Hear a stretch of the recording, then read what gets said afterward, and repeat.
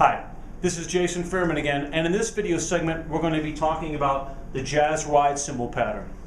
And in this pattern we're going to make sure that the quarter notes are all staying strong in a traditional bebop sense. So the pattern itself is 1 triplet, 2 triplet, 3 triplet, 4 triplet,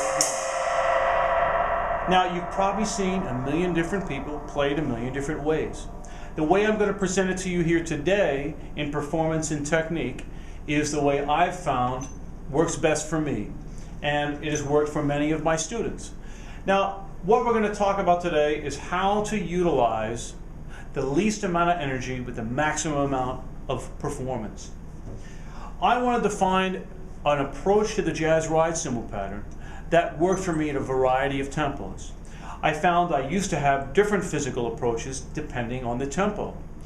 And after a while I found this to be inefficient for myself. And I wanted something that equaled of what I've talked about in other video counterparts to this, is how physicality and approach equals time. And I didn't feel that my approach equaled time. As you hear me say again and again, distance and velocity equal time. Now we have different volume thresholds, of course, but what we're discussing here is the distance between the stick and the surface, and how fast you get there equals time. And we also want to start utilizing the natural movement of the body. Again, as you see in other segments about setting up your drum kit and physically approaching each drum and sticks, it's all about as natural physical approach as possible.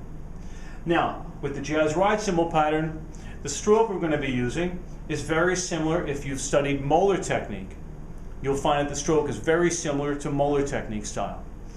Now, what we do is I focus on beats 2 and 4.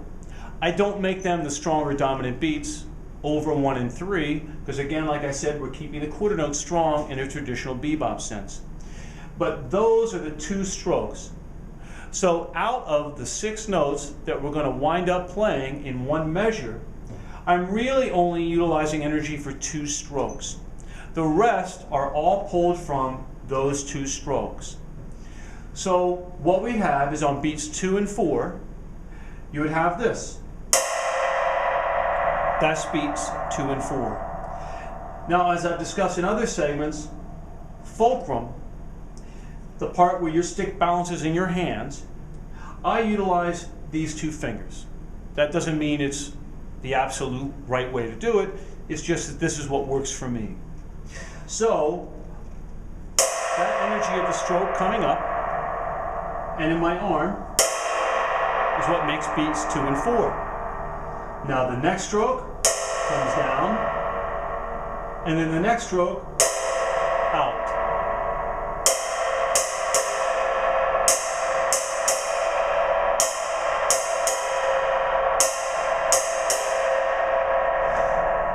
So all you're really getting from me is beats 2 and 4 of a stroke, and everything else follows after.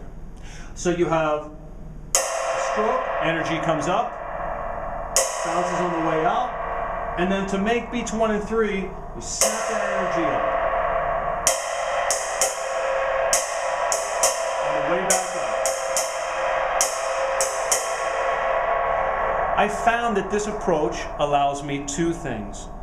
It allows me to have 1 stroke for a large range of tempos, at the same time fulfilling my process of feeling time, distance, velocity, and smooth body motion.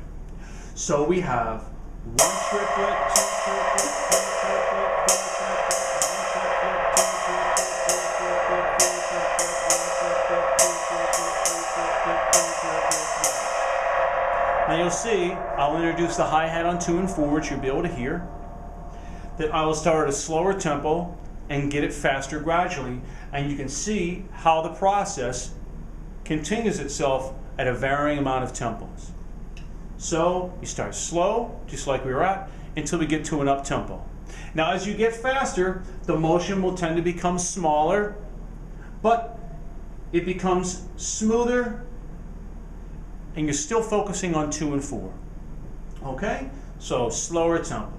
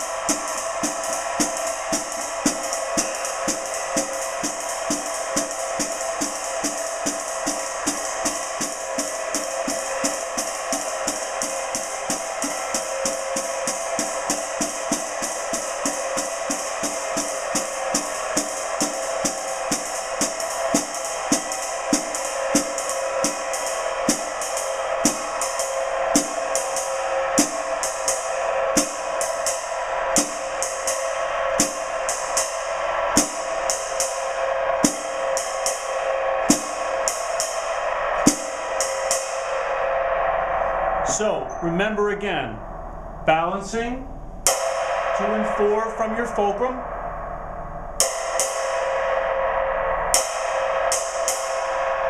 snapping up on 1 and 3. I hope this adds a little bit of ease to you playing the jazz ride cymbal pattern. If you have any other questions or concerns or input, please feel free to email me at Jason Furman, JasonFurman, 1974 @yahoo.com.